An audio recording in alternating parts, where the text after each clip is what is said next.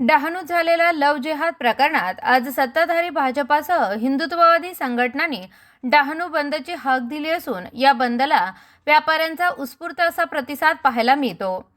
डहाणूसह परिसरातील हिंदू तरुणींची आमिष देऊन फसवणूक होत असल्याचा आरोप सत्ताधारी भाजपासह हिंदुत्ववादी संघटनांकडून करण्यात आला आहे। आमिष देऊन तसेच एज्युकेशन व्हिजनच्या नावाने हिंदू तरुणींना लंडन तसेच इतरत्र नेले जात असून त्या ठिकाणी त्यांचं धर्म परिवर्तन केलं जात असल्याचा आरोप भाजप नेत्या चित्रा वाहक यांनी केला आहे। याच लव्ह जिहाद प्रकरणात आज डहाणू बंदची हाक देण्यात आली असून या बंदमुळे आज डहाणूतील बाजारपेठ कडकडीत बंद पाहायला मिळतात।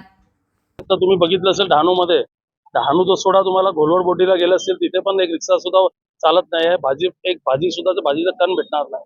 आणि हे पण तुम्हाला सांगतो प्रत्येक समाजाच्या लोकांनी ठरवलं आहे मनापासून आणि हिंदू म्हणून, आणि इथे कोणताही पक्ष नाही, फक्त हिंदू म्हणून आलेले लोक आहेत। आणि जी घटना घडली आमच्याकडे आमच्या जिल्ह्यामध्ये, तर तुम्ही घोलवड बोटीची बघितली असेल, त्याच्यामध्ये दोन्ही मुलीला लंडन पाठवण्यात आलं। ज्याला खायला नाही त्यांच्या घरात स्टुडंट व्हिसा काढून लंडन पाठवणं हे खायची गोष्ट नाही। ते तुम्हालाही माहिती आहे का स्टुडंट व्हिसा काढायला किती कठीण असतं। त्याच्यानंतर एक पोक्सोची केस एससी समाजाची मुली आहेत, दोन मुली एकाच घरात आहेत, एक 22 वर्षाची आणि त्याची एक लहान बहीण मायनर आहे, त्याच्यावरही पोक्सो केस लागलेली आहे। आणि जेव्हा मी आई वडील बरोबर चर्चा झाली तर त्याच्यामधून आम्हाला एक समजलं की सर्वांचं फंडा काम करायचं एक आहे आणि फक्त लव्ह जिहाद ठेवून हे काम करायचं यांचं चालू आहे। आणि पोक्सोची केस अजून 2 केस अशी आहे ते घाबरून येत नाही रेकॉर्डवर।